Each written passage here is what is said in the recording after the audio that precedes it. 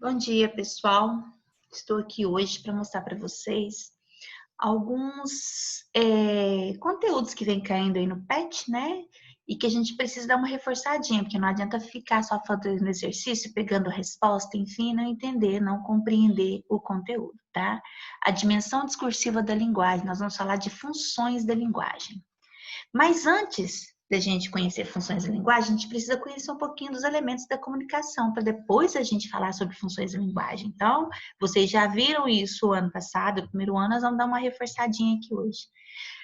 Vocês sabem que a comunicação está associada à linguagem e interação, de forma que representa a transmissão de mensagens entre um emissor e um receptor, ou seja, a comunicação se dá quando dois, né, interlocutores se comunicam entre si. O que um fala, o outro entende, um escuta, o outro fala, e assim vão se transformando em comunicação, cores, gestos, palavras associadas a um texto, linguagem verbal, não verbal. Se tem comunicação, se tem compreensão, tem entendimento, então a comunicação está ali. Ali tem linguagem, ali tem interação, tá certo? Bom, a linguagem ela pode ser verbal e não verbal. Ela pode ser coloquial, que nós temos aqui, ó. Por exemplo, a coloquial é aquela que a gente usa no dia a dia. Deixa eu pegar um lapisinho aqui para a gente poder montar. Que a gente usa no dia a dia, né? A coloquial a gente usa no dia a dia, sem preocupação com as normas gramaticais, mais espontânea, a gente usa com mais intimidade. Já a culta, a gente usa de acordo com as normas, com as regras gramaticais. A não verbal pode ser a corporal, que pode ser a comunicação por meio de danças, gestos, né? Pode ser musical, você cantar, você ouvir música, pictórica, pode ser cor, número, gesto. Então, a não verbal não tem palavra. É tudo aquilo que você compreende a partir do que você está vendo, tá certo? Então, por exemplo, a gente só pode conversar quando o outro fala a minha língua? Não, a gente pode conversar por meio de gestos, desenhos, tá certo?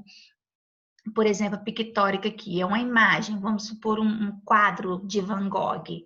Ali, o que eu vejo pintado, as cores, a arte que ele usou, é o mesmo que às vezes uma pessoa de outra que fala outra língua ou que de repente nem fala, é muda, vai conseguir entender a mesma coisa. Por quê? Porque a imagem também é uma linguagem e essa linguagem também é entendimento, gera o entendimento, certo?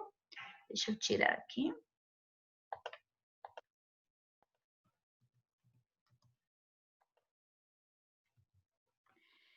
Agora, quando a gente fala em elementos da comunicação, existem alguns elementos que eles são importantíssimos e estão sempre presentes. Por exemplo, o referente, né, que é o contexto, é o assunto, é sobre o que se fala, o emissor, que é aquele que produz a informação, a mensagem é a informação em si, o receptor é o que recebe a mensagem. Então, vamos supor, o emissor, vamos colocar aqui um jornalista, escreveu a sua reportagem, a sua notícia, e o leitor leu. Entendido aqui? O código, que código foi usado? A língua portuguesa. Qual é o canal? Jornal. Tá certo? Então, isso aqui é uma revisãozinha, certo? Você já tem que saber, porque isso aqui já foi faz parte do seu conhecimento desde o ano anterior, tá certo? É só uma reforçadinha mesmo por conta do PET.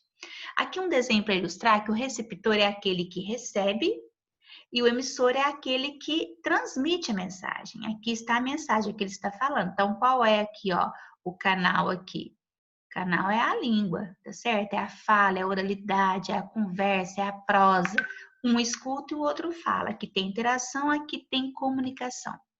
Os elementos da comunicação, então, aí por A mais B. Emissor é o locutor, é o falante, certinho? Vou mandar esses slides para vocês, vou colocar no nosso Classroom. O receptor é o interlocutor que ouve, que escuta, que recebe a mensagem. A mensagem é o objeto utilizado na comunicação, de forma que representa o conteúdo, ou seja, é tudo aquilo que está sendo transmitido. tá certo?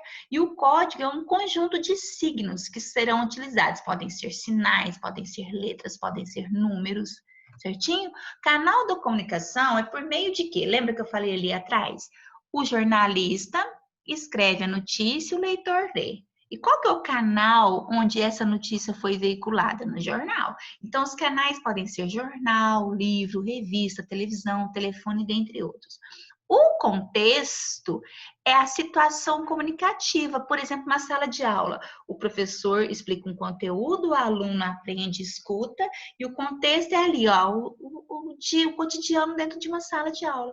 Ruídos na comunicação é tudo aquilo que pode atrapalhar a informação chegar até o seu interlocutor, tá certo? Pode ser um barulho, pode ser voz baixa, pode ser que eu não consiga entender a língua do outro, né? Ele falou inglês, eu não compreendo inglês, em espanhol, ou a linguagem aí de Libras, né? Então, se houver uma dificuldade para que essa mensagem chegue até o interlocutor, porque existe ali um ruído na comunicação. Agora, o emissor e o receptor, o emissor, a mensagem para chegar até o receptor, ele precisa de um canal, ele precisa que uma mensagem para que ela chegue, ela precisa de um código.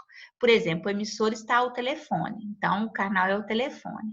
Ele vai falar algo, se ele ficar mudo, o receptor não vai entender, então ele vai ter que falar uma mensagem. Qual é o código que ele usou? A língua.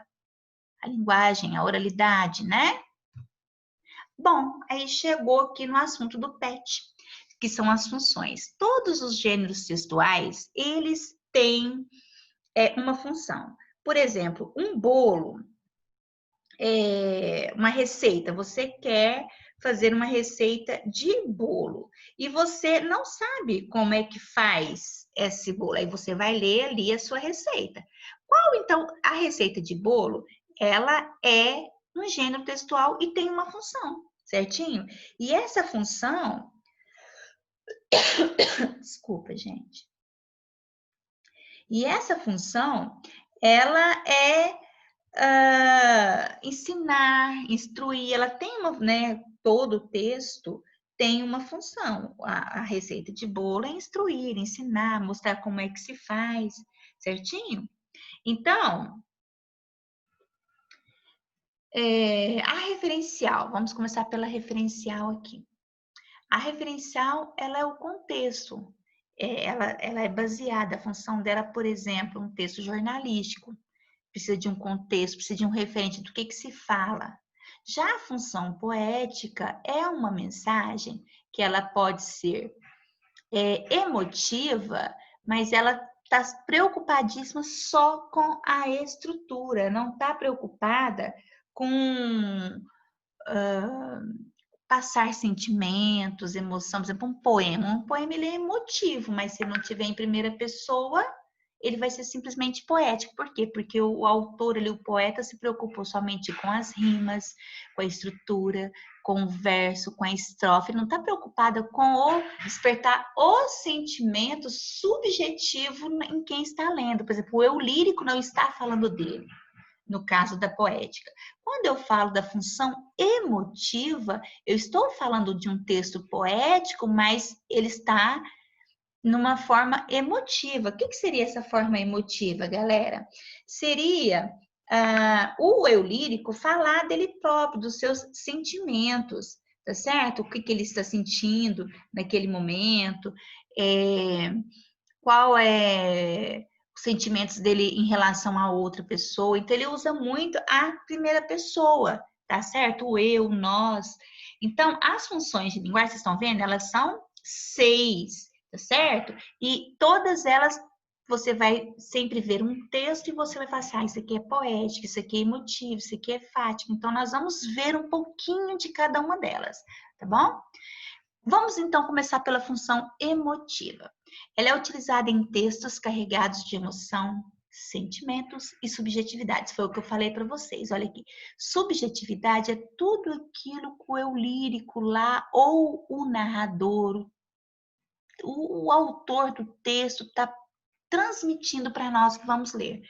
É a gente entender, no final das contas, falar assim, esse personagem ele está muito triste, porque aconteceu isso com ele. Por que que eu sei? Porque ele está usando o eu, ele está falando dele mesmo, ele está transmitindo para nós quais são os sentimentos, as emoções que ele está sentindo. Então, eu coloquei essa imagem aqui para vocês observarem o choro, a tristeza, né? Pode ser também a alegria, viu, gente? Que a função emotiva nos transmite. Então, um texto poético, um texto que pode mexer com você e trazer uma notícia, uma informação de subjetividade, desses elementos, né? Opinião, quando o autor coloca no texto dele a opinião dele, o que ele acha, que dá para você perceber que é o eu. E aí você percebe que é emotivo. Então, esse tipo de texto, ele é escrito em primeira pessoa, está sempre voltado para o emissor, é sempre o eu que fala, tá certo? É de caráter muito pessoal, tem como objetivo transmitir emoção. Pode ser só em poesia? Não, pode ser em qualquer tipo de gênero textual. Só que você precisa entender que ali o autor ou quem está falando no texto está transmitindo para nós a emoção. Então, a função emotiva também é conhecida como expressiva, tá certo? A gente pode destacar entre os gêneros textuais emotivos, por exemplo, textos poéticos, cartas, diários, tudo aquilo que traz a opinião do autor, do que ele pensa. Nós temos que prestar muita atenção nos sinais de pontuação, reticência. Isso tudo mostra para nós sentimentos e emoção. Por exemplo, um e-mail de uma mãe para um filho, de um filho para uma mãe, né? Tenho saudades de você. Quem é que tem? O eu, primeira pessoa, e por aí vai. Olha aqui mais um exemplo de função emotiva. Essa tirinha ele diz assim, personagem: eu te amo e gostaria de saber se isso é recíproco. Eu não sei, não sabe? Não sei o que significa recíproco. Ou seja, tem o eu aqui, não tem? Eu te amo, eu não sei, eu não sei. Então, não tem primeira pessoa? Aqui está transmitindo emoção e sentimento de quem fala, certinho? Então, aqui para exemplificar, cartas, poemas, né? Sinais de pontuação, interjeições, primeira pessoa, tudo isso traz para nós função emotiva, certinho? Agora vamos para a poética, o que eu falei para vocês. Às vezes dá para a gente misturar um pouquinho, porque a função poética traz emoção também, mas a emotiva tem primeira pessoa. A poética não está preocupada com sentimentos. A função poética, ela é uma característica das obras literárias, que tem as suas marcas. Por exemplo, ela transmite para nós informação, mas obedecendo pontuações, rimas, versos, estrofes, dentro de uma estrutura poética. Por exemplo, nós temos aqui um Pêndulo, que é um poema concreto. É um poema concreto, mas está preocupada com a figura, né? Que ali mostra para nós que é um balanço, né? Com o ritmo, com a sonoridade, com a estrutura, com a compreensão do que é essa imagem. O poema concreto, ele é um poema imagem, o que ele nos transmite, mas não a emoção. Certinho? Olha que outro poema aqui, concreto: átomo divisível, montanha móvel, certeza volúvel, mundo delével, aço inoxidável. Aqui está preocupada com o quê? Com o desenho, né, desse poema imagem, desse poema concreto. Aqui nós estamos trabalhando aqui muito, olha, substantivos e adjetivos, a estrutura tem um sentido, tem um significado, né? Que as coisas são certas. O que é. Aquilo que acontece, acontece, não tem como voltar. Se o aço ele é inoxidável. O mundo é delével porque ele pode acabar, né? A montanha, ela pode ser móvel, porque a gente não muda e os continentes não mudaram de lugar. Então, aqui é uma certeza que o poeta traz para nós, mas ele não está preocupado com sentimento ou subjetividade, tá certo? Na função poética, o que predomina? Rima, figuras de linguagem, ritmo, beleza, sonoridade, valores, sentido, tá certo? Então, o que nós temos aqui? Nós temos algumas questões, né, que aparecem aí na função poética que pode diferenciar para nós um texto poético de um emotivo. Se você está lendo uma poesia, um texto que tem primeira pessoa, tem a marca da primeira pessoa, tem função emotiva. Se não tem, e ele está preocupado com um texto literário, preocupado ali com figuras de linguagem, metáforas, né, metonímias, mostrar beleza, som, rimas, ritmo, sentido, e é literário, eu estou falando de função poética, tá bom? Mas não podemos nos esquecer que elas têm texto que tem mais de uma função, só que tem aquela que predomina, certinho? A função poética não pertence somente a textos literários. A gente também pode encontrar na publicidade, a gente pode encontrar nas propagandas, né? Em expressões cotidianas, provérbios, certinho? Por quê? Porque ela não é jornalística, ela é literária, mas por exemplo, a função que é predominada ali vamos supor, no artigo de opinião, tem a emoção, às vezes, de quem escreve, a opinião dele, ele tem um trechinho ali que é emotivo. Agora, a poética está lá na propaganda, que não vai falar de sentimentos, né? Mas vai usar ali figuras de linguagem, metáforas, tá certo? A função fática promove a comunicação entre o emissor e o receptor. Como assim? É uma conversa do dia a dia, é um cotidiano, quer estabelecer ou interromper a comunicação, não dá assim continuidade a uma conversa. É uma relação de comunicação entre emissor e receptor da mensagem. Aqui o foco está no canal da comunicação, por onde essa comunicação é transmitida. Não tem como passar. Esse assunto aqui é sobre meio ambiente. Não, porque eles falam, oi, boa tarde, e aí, como vai? Será que vai chover hoje? Está calor, né? Então, alguém corta ali a comunicação e começa outro assunto, aí o outro vem, corta, começa outro. A função aqui é só estabelecer a comunicação, tá certo? Um bom dia, um como vai, só para quebrar aquele gelo do silêncio, tá certo? Então vejam aqui, parece que vem chuva, e dizem que a arte da conversação está morta. Aqui são pessoas que conversam, o gato pensa, né? Então, eles não estão aprofundando no assunto, é só para quebrar o gelo do silêncio. Função conativa. Ela tem a função, o intuito de persuadir, de convencer quem está lendo ou assistindo, né? Por exemplo, uma propaganda. Olha aqui, não tenha vergonha de pagar menos. Ricardo Eletro, preço se faz assim. Agora, eu tinha feito isso aqui antes de saber lá a questão daquele Ricardo lá, né? O dono da loja. E as questões dele sobre ele, que eu não vou falar aqui o que é que saiu esses dias na televisão, senão eu teria trocado. Compre batom, tá vendo? O verbo no imperativo, fazendo com que você consuma aquele produto, porque é uma propaganda, tá vendo? Que o intuito aqui é convencer o leitor. Essa função ela é muito utilizada nas propagandas, publicidades, discursos políticos, porque tem a finalidade de influenciar o receptor por meio de mensagens que eles transmitem, né? Ou os interlocutores aí. Então, o emissor transmite essa vontade na sua conversa, na sua comunicação, vontade de convencer o outro, tá certo? Por exemplo, quando o político diz, vote em mim, entre, não vá se arrepender, muitas promoções hoje, não perca, só até amanhã, ou seja, são frases que tentam convencer você de alguma coisa, certinho? Olha aqui, por exemplo, a função conativa também nessa propaganda. Kia Zero com taxa zero é na Camax. Venha conferir toda a linha aqui, ó. Venha, tá tentando te convencer com que você saia e vá até a loja para você conhecer o novo carro. Função metalinguística. É a linguagem que fala dela mesma. Lá no PET tem uma questão sobre, tendo a metalinguagem como principal recurso. Essa função ela é caracterizada pelo uso da metalinguagem, ou seja, a linguagem que refere-se a ela mesma.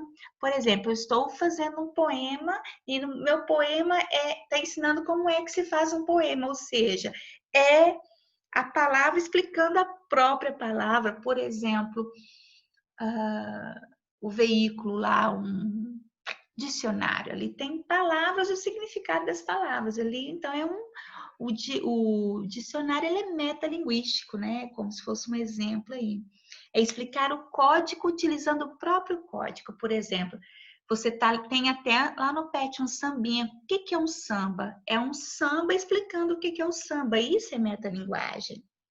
É um texto que descreve sobre a linguagem textual de um documento cinematográfico, falar do cinema. É um filme falando do próprio cinema, tá certo?